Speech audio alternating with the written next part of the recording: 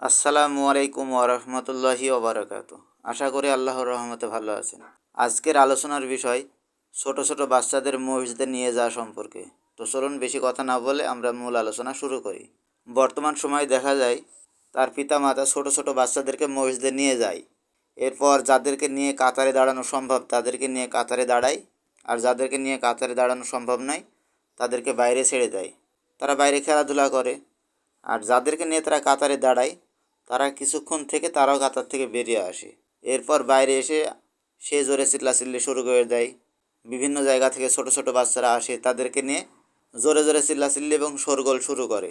তো পরবর্তীতে কেউ যদি তাদেরকে নিষেধ করে যে ভাই আপনারা এমন করেন কেন, ছোট ছোট বাচ্চাদেরকে তো আপনারা বাড়িতে রেখে আসতে পারেন, তখন তারা উত্তর দেয় এটা মোহাম্মদ সাল্লাল্লাহু আলাইহি সাল্লামের সময় থেকে ছিল।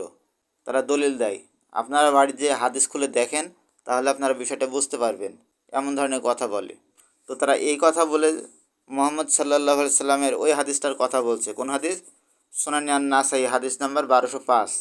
এখানে বলা হয়েছে আবু কাতাদা রাদিয়াল্লাহু আনহু থেকে বর্ণিত, তিনি বলেন আমি নবী সাল্লাল্লাহু আলাইহি ওয়াসাল্লামকে দেখলাম যে তিনি সাহাবীদের নিয়ে ইমামতি করছেন এবং উমামা বিনতে আবুল আস রাদিয়াল্লাহু আনহাকে তার কাঁধে তুলে রেখেছেন। যখন তিনি রুকুতে যেতেন তাকে নিচে রেখে দিতেন এবং যখন সিজদায় যেতেন তখন তাকে পুনরায় কাঁধে তুলে নিতেন। এই হাদিসের ভিত্তিতে তারা দলিল দিয়ে বলে যে বাচ্চাদেরকে মসজিদে নিয়ে আসা যাবে, অর্থাৎ তারা যদি চিল্লাচিল্লি করে তাও করতে পারবে, এটা সমস্যা নেই, হাদিসে আছে চিল্লাচিল্লি করার কথা। তো আমার প্রশ্ন হলো, মোহাম্মদ সাল্লাহ সাল্লাম এটা করেছে ঠিক আছে, তো বর্তমান সময়ে যারা ছোট ছোট বাচ্চাদেরকে নিয়ে যায় তাদেরকে যদি ইমামের কাছে রেখে দেওয়া হয় আর তারা যদি ইমামের কাঁধে ওঠে, ঘাড়ে ওঠে, পিঠে ওঠে, এতে মুসল্লিদের কোনো সমস্যা নেই যদি বাচ্চারা চিল্লাচিল্লি না করে। বর্তমান সময়ে যদি তারা চায় এটা করতে পারে, কোনো সমস্যা নাই, মুসল্লি হিসেবে আমাদের কোনো সমস্যা নেই। অর্থাৎ তারা যত জ্বালাবে ইমামকে জ্বালাবে, মুসল্লিদের কোনো সমস্যা না হলে বেঁটে গেল। যা হবে ওই দিকে ইমামের সাথে হবে, মুসল্লিদের পরিবেশ শান্ত থাকবে, মুসল্লিরা নিশ্চিন্তে নামাজ পড়তে পারবে, সলাতের মনোযোগটাও ঠিক থাকবে। কিন্তু বর্তমান সময় তো এমনটা হয় না। ছোট ছোট বাচ্চাদেরকে ছেড়ে দেয়, তারা ইচ্ছা মতো চিল্লাচিল্লি করে, মসজিদে যারা মুসল্লি আছে তাদের মনোযোগ নষ্ট হয়ে যায়। আর সাহাবীদের মতো অবস্থা তো আর আমাদের না। তাদের সলাতের মনোযোগ আর আমাদের মনোযোগের মধ্যে রাত আর দিনের পার্থক্য। তারা যখন সলাত আদায় করতেন তখন তাদের মনোযোগ সলাতের মধ্যেই থাকতো, বাইরে কি হচ্ছে না হচ্ছে এটা তাদের কোনো খেয়াল নেই। আর আমরা যখন সলাত আদায় করি তখন কি হয়, মনে করেন আমি একজন মুদি দোকানদার, আমি সলাত আদায় করছি আর মনে মনে চিন্তা করছি যে অমুক সময়ে একজন ব্যক্তির সাথে আমি ফোনে কথা বলছিলাম, তো একজন ব্যক্তি তো আমার দোকান থেকে জিনিস নিল, সে টাকা দিল কি দিল না, এই হিসাব মাথার মধ্যে ঘুরছে। আবার দেখা যায় যে আমি হিসাব করলাম কিন্তু হিসাবটা মিলল না কেন, হয়তোবা ওই হিসাবটা মনে হয় তোলা হয়নি, এ কারণে হয়তোবা মিলল না। এমন ধরনের চিন্তাভাবনা আগে থেকে মনের মধ্যে কাজ করে। আর এই অবস্থায় যদি বাচ্চারা আরও বেশি চিল্লাচিল্লি করে তাহলে তার পরিবেশটা কেমন হতে পারে। এমনিতে চলাতে মনোযোগ নেই, তারপরে বাচ্চারা সাইডে চিল্লাচিল্লি করছে, তাহলে মনোযোগ কীভাবে থাকবে আপনারাই বলেন। তো আল্লাহ নবীর ওই সময়ের ওই পরিস্থিতি এখানে খাটানো যাবে না, কারণ মোহাম্মদ সাল্লাল্লাহু আলাইহি সাল্লাম তার নাতিদেরকে কাঁধে তুলে নিয়েছেন, এটা ঠিক আছে, তবে তারা কোনো চিল্লাচিল্লি করেননি। হাদিসে নেই যে তারা চিল্লাচিল্লি করেছে। কিন্তু বর্তমান সময়ে তারা এমন জোরে ছোটাছুটি করে, চিল্লাচিল্লি করে, মনে হয় যে মসজিদের ছাদ কাঁপছে। তো এতে কী হয়, সলাতের মনোযোগ নষ্ট হয়ে যায়। মাঝে মাঝে এমনটাও হয় যে কিরাত করতে করতে ভুলে গেছি, আবার কিরাত শুরু করছি, করতে করতে আবার মনোযোগ নষ্ট হয়ে গেছে, ভুলে গেছি যে কোন জায়গা থেকে কীভাবে পড়লাম না পড়লাম, এমনটা হয়। আপনাদের হয় কি বলতে পারবো না, আমার এমনটা হয় যখন তারা চিল্লাচিল্লি করে মাঝে মাঝে মনোযোগ নষ্ট হয়ে যায়, কিরাতেও ভুল হয়ে যায়। তাহলে কি ছোট ছোট বাচ্চাদের মসজিদে নিয়ে যাওয়া যাবে না? না, এমনটা না, আমি এমন কথা বলছি না। এখানে কয়েকটি উদাহরণ আপনাদের সামনে আমি তুলে ধরব। এটা ইসলামে ফকিগণ বলেছেন, যদি কোনো বাচ্চা মসজিদে এসে অন্যদের সলাতের ব্যাঘাত সৃষ্টি করে তবে তার অভিভাবককে তা থেকে নিষেধ করা ফরজ।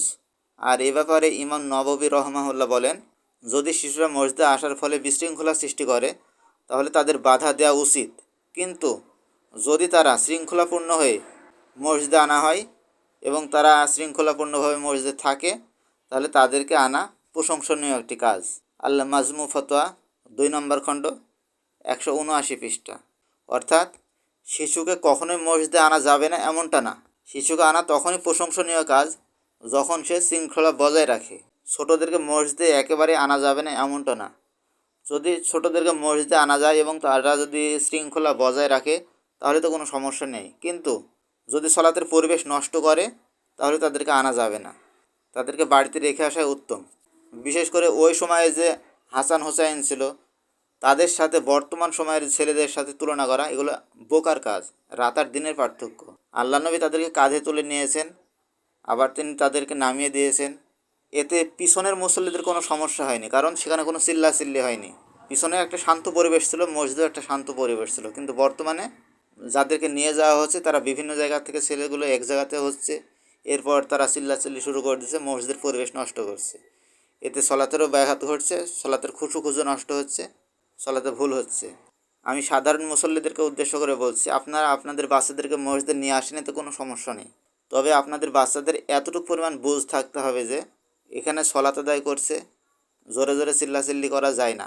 বিধায় আপনি তাদেরকে নিয়ে সুন্দরভাবে সলাত আদায় করেন, মসজিদের পরিবেশটা বজায় থাকবে, এতে কোনো সমস্যা নেই। কিন্তু আপনি নিজেও জানেন যে আমার ছেলে কেমন, বাড়িতে কেমন জ্বালাই, মসজিদে নিয়ে গেলে কেমন হতে পারে, আপনি সবই জানেন। জানার পরও আপনি নিয়ে গেলেন, এরপর বিভিন্ন জায়গার ছেলেগুলো এক জায়গায় হলো, এরপর তারা চিল্লাচিল্লি করে মসজিদের পরিবেশটা নষ্ট করলো। এতে কি হলো, যারা সলাত আদায় করছে তাদের মনোযোগ নষ্ট হলো, সলাতের মধ্যে ভুল হয়ে গেল। এক্ষেত্রে পাপ কার হবে? আপনাদের হবে। তাই আপনাদের ছেলেদের উপর ভিত্তি করে আপনি তাদেরকে মসজিদে নিয়ে যাবেন কি যাবেন না, এটা আপনাদের বিবেককে প্রশ্ন করুন। আশা করা যায় বিষয় স্পষ্ট হয়েছে। জি শুক্রিয়া, জাযাকুমুল্লাহু খাইরান, বারাকাল্লাহু ফিকুম। আমার কথায় যদি কেউ দুঃখ পেয়ে থাকেন তো আমি আন্তরিকভাবে দুঃখিত। আমি আপনাদেরকে দুঃখ দিতে চাইনি, যা সংশোধনের উদ্দেশ্যে আমি এটা বলেছি। জি শুক্রিয়া, জাযাকুমুল্লাহু খাইরান, বারাকাল্লাহু ফিকুম। ধৈর্য ধরে ভিডিওটি দেখার জন্য। আসসালামু আলাইকুম ওয়া রাহমাতুল্লাহি ওয়া বারাকাতুহু।